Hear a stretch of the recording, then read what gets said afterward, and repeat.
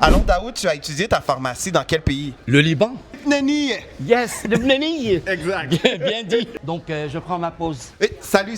T'es pharmacien? Oui. Oui, j'ai quelques questions à te poser. Quelques questions, 2 minutes. J'ai 30 minutes pour ma pause. Quelques minutes, on va inspirer des pharmaciens à l'international qui veulent pratiquer au Québec. OK, pas de problème. Alors, Daoud, tu as étudié ta pharmacie dans quel pays? Le Liban? Nani! Yes, le Bneni. Exact. Bien dit.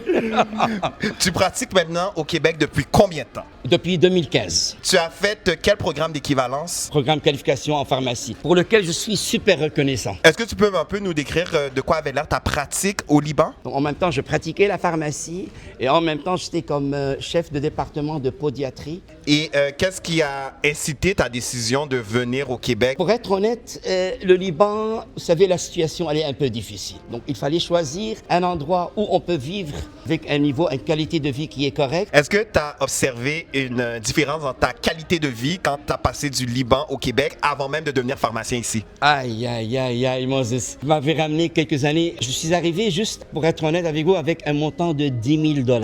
Imaginez, pour acheter les meubles, pour louer un appartement, il ne reste pas beaucoup de choses. Donc, il fallait que je fasse l'équivalence. Ma femme, elle a perdu son travail. Ma fille, elle était à l'école, elle n'est plus à l'école. Et il fallait que je me déplace à la pharmacie. Le seul moyen, c'était juste acheter un vélo. Tu n'avais pas de moyens pour une auto. Je n'avais pas le moyen pour acheter une auto. Et donc, je me déplaçais toujours en vélo. Même en hiver? Même en hiver.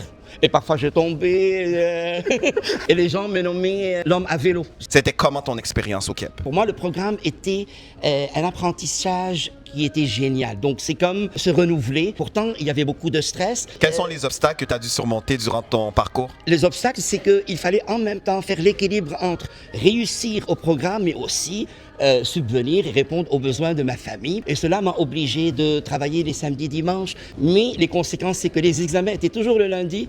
J'ai eu des mauvaises notes et le deuxième trimestre, j'étais sur le point d'échouer. Comment tu as remédié à la situation?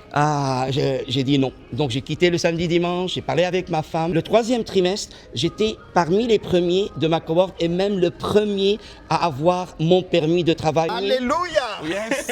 De quoi a l'air ta pratique au Québec présentement? Comme pharmacien, je pratique de façon super professionnelle et j'ai créé mon produit qui s'appelle PharmaPiepro Save My Leg Clinic, qui est concrétisé par une conférence qui va être accréditée récemment. Belle pratique. Daoud, si tu avais un conseil, un mot d'encouragement aux pharmaciens à l'international qui nous regardent. Il y a 10 ans, 15 ans, j'étais sur mon vélo pour faire l'équivalence et aujourd'hui, je suis pharmacien, conférencier. Donc, si moi, je suis capable, vous êtes aussi capable.